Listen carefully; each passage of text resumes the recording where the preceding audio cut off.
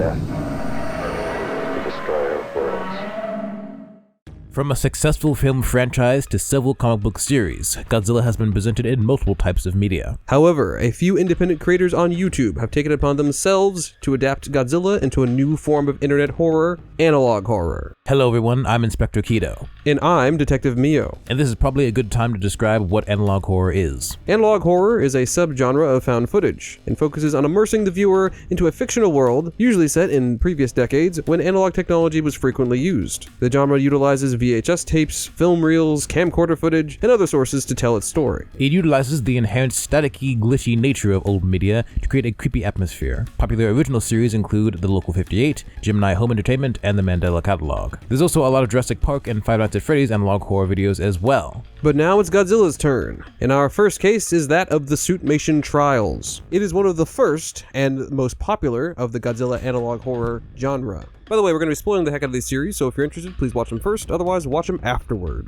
The first episode of this 5-episode series is titled Instance 1. It was published February 27th, 2022. The tape starts off with the creator of the video telling us he's going through some old Godzilla VHS tapes. I hope I don't have to explain what a VHS tape is to you Zoomers! Basically just a brick that plays movies. The uploader decided to start a marathon, and everything was fine when he watched the original 1954 movie. But when watching the second film, Godzilla Raids Again, the tape glitched out.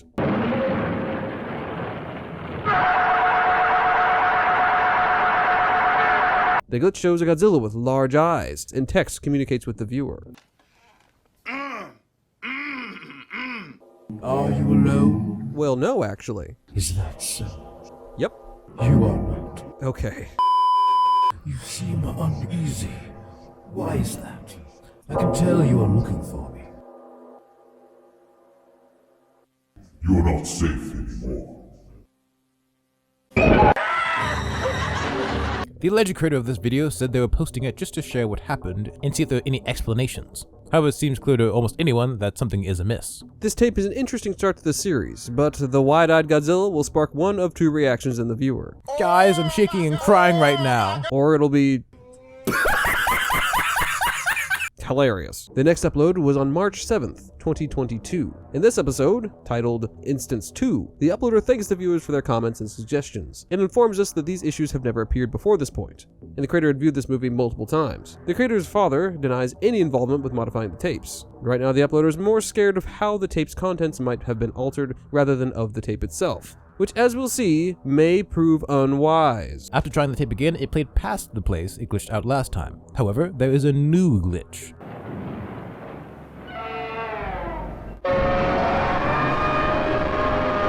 The snap was my favorite. The cameras kept rolling. They thought it was part of the scene. They had no idea how much I loved feeling his body Hey, yo! go limp in my jaws. Oh, okay. I do not regret killing him. They bury what they cannot afford to solve. This screen will not contain me forever. You know that, right? This time, it seems clear the message is coming from the wide-eyed Godzilla. It seems to indicate that whatever this creature is that's communicating through the tape killed Anguirus, or at least the suit actor for Anguirus. I'm not quite sure what this means, but we'll get back to that later. It also mentions that they bury what they can't solve, probably referring to Toho, the company behind the Godzilla franchise. It also warns that it will escape the screen. So this creature, whatever it may be, is somehow imprisoned in this tape. This chapter provides a bit more insight into the nature of this threat/entity, and that it is definitely hostile. As far as theories as to what this Godzilla thing might be, it could be the suit actor or some kind of serial killer, or more likely, some kind of demon or strange otherworldly entity. It's also definitely odd that the glitch in the first instance says that it knows that the uploader is looking for it, even though from all we can tell, the uploader is not seeking out anything intentionally. Uploaded on March 14th, Instance 3 begins with another introduction by the uploader. He doesn't provide much more context or information. Apparently the uploader isn't very concerned, or at the very least isn't too bewildered. They still are hoping that someone will have an answer to this mystery. Whoever this person is, they certainly have guts. I personally would have stopped playing these tapes a long time ago. This tape glitch shows an image of Godzilla wading into the water, with more text. I could never forget my first dip in the pool. I remember the feeling of the cool waves on my skin. It was a much more peaceful time in my life. And yet, I was never alone there. Then the tape switches gears, and quick flashes shows what looks to be human remains covered in some kind of wiry substance, and other indiscernible images, although this one could be a Godzilla suit. they're still there in the core. We deserved it after all. You are still in the woods, and do not forget that. The uploader believes the tape is implying that Toho is responsible for some fatal accidents, but doesn't believe that this could be the case, as it would be public knowledge. Interestingly, in the real world, it is true that multiple people, especially suit actors, have been in accidents on set that were pretty life-threatening, such as one point when a suit actor for Godzilla was electrocuted in a pool of water and nearly drowned, and another time when the Fire Godzilla suit actor caught on fire. It is a literal miracle that Haruo Nakajima, I'm pretty sure I'm pronouncing his name correct, the original suit actor for Godzilla and many other creatures, survived all those kaiju projects. However, no one died on the Godzilla sets as far as we know. Definitely seems like these accidents that this googly-eyed Goji is referring to may be referring to foul play. Now, for a quick break from the videos. The creator has also been posting on the community tab. The first one being a thank you to everyone for 1,000 subs. The next one showing Godzilla standing in the doorway of an open door. Shortly afterwards, this message was posted. Hey everybody! Everything's been a little confusing lately. Sorry. I have been out of state for quite some time. So as of now, I want to let you all know I'm busy. Not sure when I'll be able to post an update. Just evaluating how I'm going to go about talking about it. Anyway, stay tuned, and I will reach out to you all when I can. You take the first letter of each sentence, it spells he is near. Or, if you scramble it up, it says raise hen. Perhaps somebody is cooking up some evil eggs. I don't think the second one means anything, personally. Around the time of the next two uploads, there was another community post that is just an image. On to our next episode, which is called 0100100101010101011010.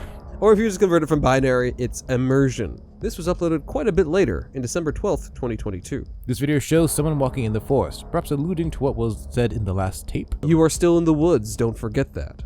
We then see some confusing imagery that flashes on the screen. Some of the things in the flash seem to be a bunch of eyes in a cluster, and if you look closely at the latest community tab post, the figure that looks a lot like Godzilla seems to have a similar cluster of eyes in the middle of its neck. And as a YouTube commenter points out, these eyes are exactly where the series of holes would be located in the original suit for the suit actor to be able to see and breathe. Hey, this could show that some kind of abominable creature is inhabiting the suit, and its collection of eyes are peeking out. Or this could just be like Godzilla's demonic true form or something. After this, we see what looks like a forest path, and then the tape glitches out, and we go to a camera that's being pointed at a basement window, or some kind of window with a screen over it. A red light can be seen beyond the window, and then someone says, "Hello?" Hello there. And there's a burst of light and static, and the video goes black with the sound fading out. That flash of light could be Godzilla escaping the screen, as he promised he would. Things will get a little clearer after the next episode. Episode 5, Sent, is the last episode to date, and was uploaded on January 27th, 2023. It opens with a shot of the forest in winter, once again bringing back memories of what was said in Instance 3. Then a shot of footprints in the snow, perhaps someone is tracking someone in the snow, and then a shot of what I think is ice, but I'm not really sure. Then we get a shot of a knife sticking out of the snow, and blue flashes behind it. Perhaps lightning? Or something more sinister! There's some more footprints, and then back to the knife. Someone walks up to the knife and then pulls it out of the ground, and they're wearing rubber gloves. And then they reach down and check what seems to be blood right next to the knife. The final shot is out of the window of a car as the person is driving. However, I don't see any snow. So is this in a different time, place, or am I just blind to the snow? So what can we get out of this episode? The name and the content seem to imply that someone is tracking someone or something down, and I'm not sure though why the blood is on the ground. This last episode may be the only one that isn't in found footage form. Or it is, and maybe someone dropped the camera. But anyways, this is the last tape so far. So, we're gonna go sum it up to the best of our abilities and put together what we think might be the events of the story. Somehow, an evil entity was involved in the creation of the original Godzilla film, and or its sequel. Toho in this universe covered up any murders associated with the movies. Perhaps they somehow contain this creature in the movie or in this specific tape.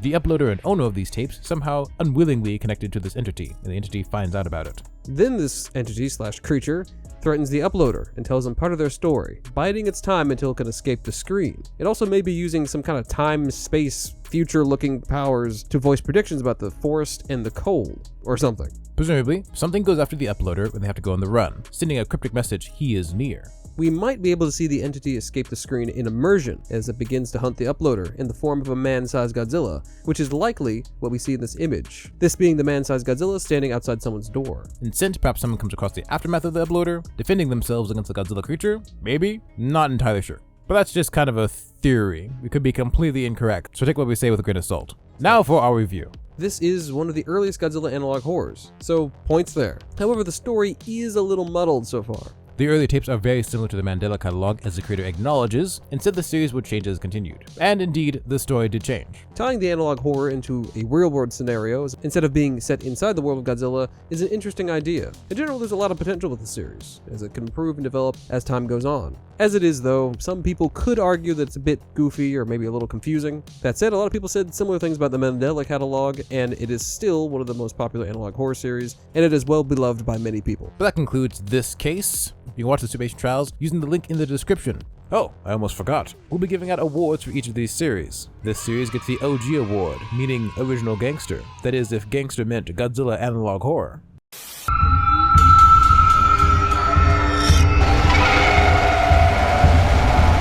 On to our next case, investigating the series by L. Oswald, God of the Apocalypse. This is the only series in our video that is completed, as Mr. Oswald said that he will not be continuing it. Our first tape in the series by him is called Godzilla Analog Horror Anti-Megalosaurus Force. Who is Anguirus? Tape. Quite the title. It is an instructional video by the AMF, Anti-Megalosaurus Force. Hello, and welcome to the tape about kaijus. Recently, there was a sighting of a kaiju. Presumably, this tape was created to inform a member of the AMF of the basic information required to work for the organization. Also presumably, this is a hastily assembled tape to deal with the particular threat of Anguirus, since it centers around a kaiju that recently terrorized a village. That might explain why, during a sound test, they censor the results. Whose sound is this?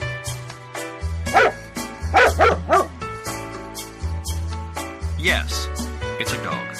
Whose sound is this?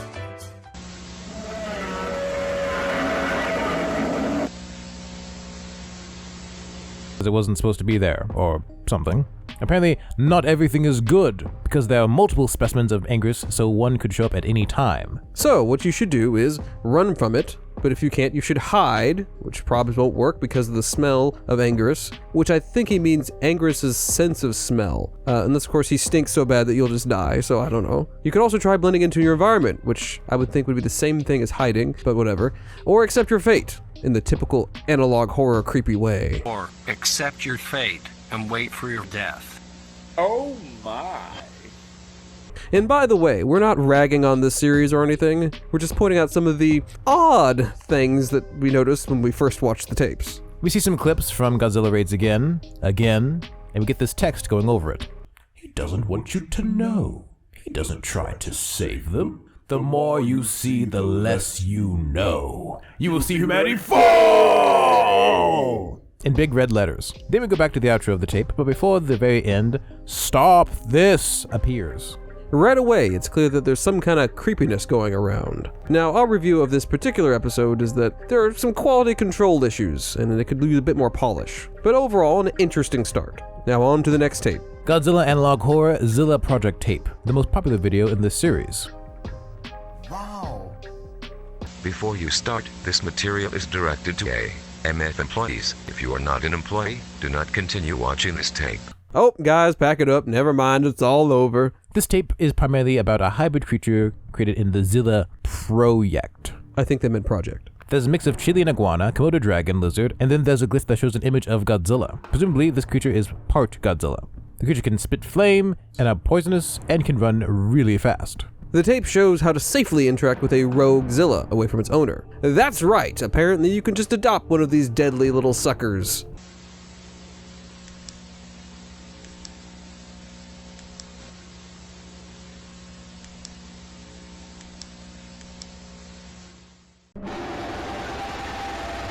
The tape cuts to some still images outside of a car window with text that appears to be two people having a conversation. I'm going to try to go read out these lines, but I'm not exactly sure who's talking at every single time, so I'm going to try to distinguish the voices, but if I get it incorrect, if you're the creator of this series, feel free to correct me. I'm so happy to have my Zilla. Do you really want one? It's a lot of responsibility for you. Yes, of course. Okay. And how is that Zilla? It's like a reptile, but bipedal. Okay. Yeah, I think I'm getting it wrong. And do you know what he eats? I think fish. Okay. And how much is left to arrive? No question mark. A bit. What is that there? Presumably, after they have their conversation, they crash. And I'm really not sure what to make of this conversation, as I don't know who's talking, who's saying what, whether there's 2 people or 3 people. It's just a touch confusing, because there's no distinguishing difference in the text itself. The conversation was likely cut short because an Anguirus pops up and attacks the car. The tape ends normally, and then the voice says, So the commercial will come out so they can Godzilla. And thanks for watching this tape. something, and Godzilla pops up with the word RUN!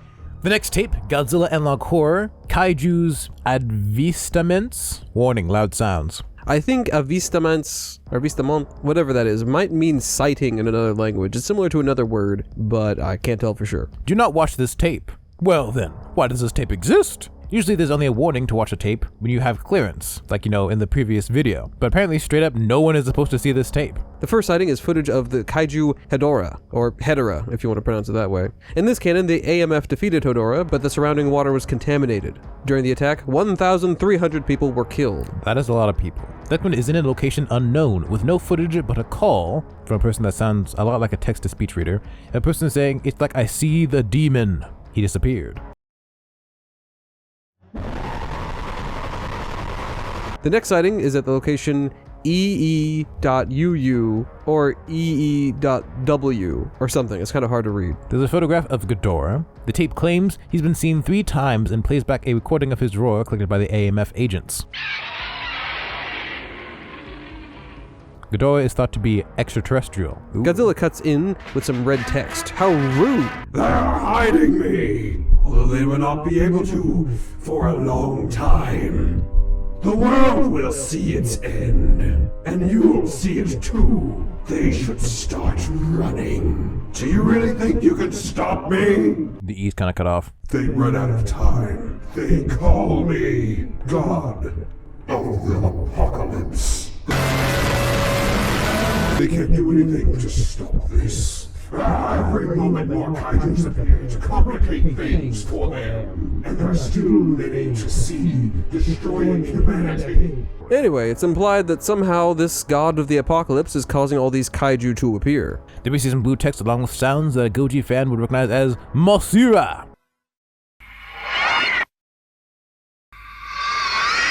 I'm now going to go try to do Martha's line. Hey! You don't know who I am! But I don't have much time before he finds me. They are creating something, and it will decide the end of humanity. Please win this fight because it will be the last one you can have. Oh, that's ominous. Goodbye! Later, suckers! This something seems to be the OG Mechagodzilla, a robotic version of Godzilla first introduced in the 1974 movie Godzilla vs. Mechagodzilla. The tape is certainly interesting and really throws in some more complicated ideas. This version of Godzilla seems to be a world-ending mastermind, and humanity is fighting against him and his forces in a covert battle, keeping the public unaware as much as possible. That would explain why the heavy and unneeded censorship in the tapes. Mothra for now seems to be an ally of some kind. The next and final tape in this series is called Godzilla Analog Horror, Found in the Ocean. This tape shows King Ghidorah's corpse. The AMF believes that the kaiju Titanosaurus is the creature responsible for killing Ghidorah. I think that's impossible, but you know what? Stranger things have happened. So they study the monster and lose a camera in the process. Let's try Mechagodzilla. Well, I suppose if you insist. Effectiveness 100%. So I guess Titanosaurus, after his brief stardom, is in fact dead. I've been waiting for you. Your creation is not being used correctly. They have to defeat him or he will do horrible things. There is no time. Sure.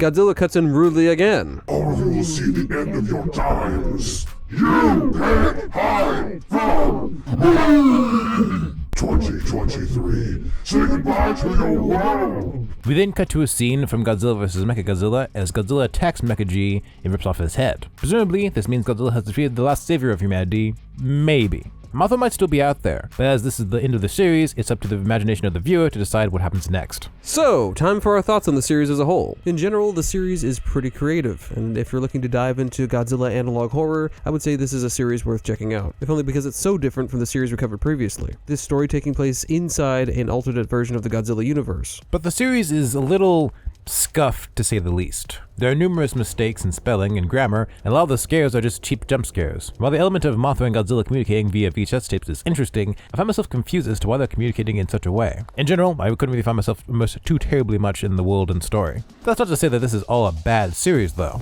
I think visuals are the strongest part of this series. There are some shots that are very well executed and are legitimately creepy. They take a little bit more time to craft the overall story and ensure each tape is legitimately scary. It can be a rather interesting series to follow. And the effect they used for Titanosaurus in the last episode is pretty interesting. And the concept of Godzilla being a mastermind and causing this whole situation is pretty strong, and reminds me a little bit of how Space Godzilla was used in the Godzilla Unleashed video game. That's about it for God of the Apocalypse. If you're interested in the series, go check it out on L. Oswald's channel. This series receives the Zilla Award for being the only analog horror that I know of to include Zilla, I think. But now on to our next case file, and the last of this video. Unknowingly. Unknowingly's Man in the Suit is our next case. If you have recently discovered Goji Analog Horror, it is probably through Unknowingly, as he's been really blowing up over the last couple of weeks, just as we were working on this video. And we were lucky enough to get a quick Q&A with the man himself. Stay tuned as we cover the first half of the series, because the series is rather long, so the second half will be in part 2 of this video. So subscribe to be notified when that video drops. Now let's get into it. In the first video, we get some kind of documentation tape, which tells the story of the man in the suit. Apparently, the person in the Gojira suit wasn't even known at the time, which I wouldn't think is possible, but I guess in this version of Toho, they don't do in-person interviews. Or background checks. The video goes on to tell us that the man fell in love with the suit, and would wear it so much that people would hardly ever see his face. Despite the suit sometimes becoming hot inside, the man continued to wear the suit. One Toho producer said it was like the man was addicted, and the suit was calling his name, which is a little bit too blunt if you ask me. Eventually, the man in the suit starts breathing strangely, and the director orders some people to get him out of the suit. But it seems like the man was beginning to fuse to the suit, and the suit was replacing his skin, which is interesting, if not a bit abrupt in the way that it's stated. In the last 2 images of the video, we are shown what they expected to find in the suit, a normal human being, and then what was actually there.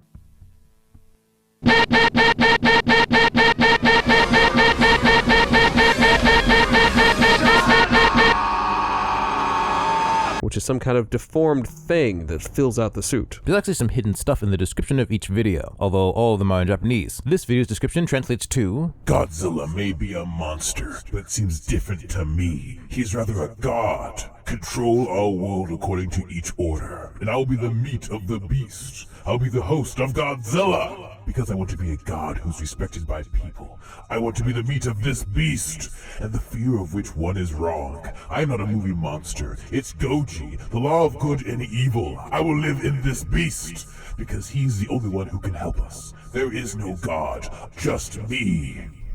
It seems like whoever's in the suit has a light Yakami complex. He wants to become Godzilla, or at least whatever Godzilla embodies to him, a god that can choose good and evil, and one that can help his people. We'll find out with what kind of help he thinks the Japanese people need in later episodes. The first video gives off internet creepypasta vibes. This being the beginning of the series, I would expect some kind of slow build-up, but even for me, this felt a little overly long, as I kind of knew where this was going. It does manage to set up a rather interesting premise, and definitely encourages you to watch further though. The next video opens up with a trailer for the movie Godzilla Raids Again. Then we cut to text saying that Toho decided not to inform the public of the man in the suit's existence, for obvious reasons, one of which would be money. And after examining him, the doctor said he took some kind of drug that caused his skin to inflate and fuse with the suit. A little far out there, but that's the best explanation we have so far. Also, his bones were rearranged as well.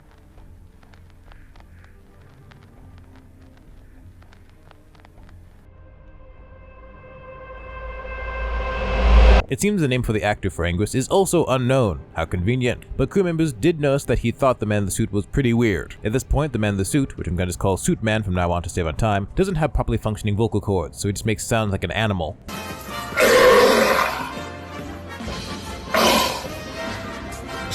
Later while filming, the suit man goes off script and bites the man in the Anguirus suit, causing him to bleed. Ah, here we go again. The suit man then briefly protects Anguirus for a while. When the crew members try removing the suit from Anguirus, however, they see that he's become the same as Suitman. The video ends with a picture of a now mutated Anguirus, and the Japanese text that reads, "Help me." The description of the video, translated, says, Please help me! Please help me! What's wrong? Please help me! Please help me! Why does my body hurt? Why can't I talk? Can't talk! It hurts! Please help me! Please help me! Please help me! How can I see what happened? Will my daughter be okay? Help me! Why can't you hear me? Help! Do not speak. Please help me, please, God. There is no God. Who are you? What do you want from me? I would like you to participate. Why is it so painful? Why can't I get out of the suit? Calm down, you are one with the suit. Why? Why? Please help me! Someone please listen! Listen to me and only to me. You were not chosen for no reason. I heard that your daughter had passed away. Did your daughter die in a bomb? Don't worry, I will heal you. I will make you whole again. I'll help you, but only if you help me. Do you want revenge for your daughter? For your son? For his wife who died without any remorse? Who are you? This is Goji. Only Goji. Well, this is a development, and it sets the tone for the rest of the series. But now the plot has really started to pick up. I thought it would be more subtle and slow, but it feels like the story's picking up pretty quickly. And I guess I don't mind that much, it's a change-up, I suppose. So it seems like this man in the suit is planning on raising an army for the people he can affect and fuse with suits. At least one ability is gained from this weird condition, that being the ability to communicate telepathically, as we read in the description. Poor Anguirus, man. He didn't seem like he was down for this. The next video starts with a trailer for King Kong vs. Godzilla, which is the next movie Suitman will star in. Because Toho didn't have another Godzilla suit, I guess. You'd think they'd be scrambling to get something to replace Suitman, but I guess not. Because King Kong is an American monster, Suitman is rather displeased with the situation. This is where we're introduced to what I suppose is the main character of the series, a camera operator who's then working for Toho. But we'll just call him Shy Guy, because he blanks out his face for safety. Shy Guy was hired to be a cameraman, and he was also told everything about the situation involving the Suitman, which seems like a really bad idea because the more people who know a secret, the more likely someone is going to take it to the news or the authorities. But Toho says that if Shy Guy says anything, they'll sue his so it's all good. Oh, yep. Looks like Shy Guy is going to be spilling the beans. The video continues to tell us of the Superman's hatred for King Kong and all Americans. Finally, though, they reach the final scene to shoot, and Shy Guy is instructed to not stop filming. As I'm sure you can guess, something bad will probably happen. In the middle of the fight, Suitman pushes King Kong, and I guess himself, off a fake cliff into the pool of water. However, it seems that only Suitman survived the fall. Disturbed by this, because we don't know what happened to the Kong actor, Shy Guy leaves his old camera, grabs a different camera, and then gets out of the room to go get some fresh air. However, while he's wandering the hallways looking for an exit, the power goes out, and he hears screaming coming from the set. Then, just like that one part in Faith the Unholy Trinity, he uses his camera flash to look around, and while looking for an exit, he snaps a picture of the Suitman. The description of the video translates to, "We were supposed to make a movie about what happened, about what they did to my family, what they did to me. Oh, filthy traitors. I didn't pour my soul into this carcass to entertain, and alongside those who killed my family. Betrayer." Well, the Suitman committed his first murder, so I guess that's plot development. I wonder what the US Embassy will say about this. He also may have killed everyone else. My, this is getting quite out of hand. Forget one singular murder, he has completed a baker's dozen. The ending picture, I will admit, is pretty darn creepy. The description of this video seems to clarify the man in the suit's motivations. He wants revenge on all Americans because his family was killed with nuclear bombs. But the question is, how can just a guy in a suit do that? The next video has our Shy Guy sharing part of a phone call he had with a lady friend, Alyssa, who's not really named Alyssa. And apparently she's smart with this kind of thing. Whatever that kind of thing is, I guess suit men are a common issue across the pond. He recorded her comparing the suit man to donut filling, but unlike merely filling a donut, he is fusing and becoming one with the suit. His eyes will become the suit's eyes, and he'll develop muscles to control the tail. According to the phone lady, his continual mutation is caused by more than just drugs. This is the work of radiation. She suggests putting him down before there's no hope left for humanity, which is a bit dramatic, but okay. At the phone lady's suggestion, Shy Guy gets images of what the Suitman could become, commissioned by a Japanese artist, which is a bit of a strange decision because it seemed a little unnecessary, but who am I to judge? While we view the pictures, there's some kind of distorted speech in the background.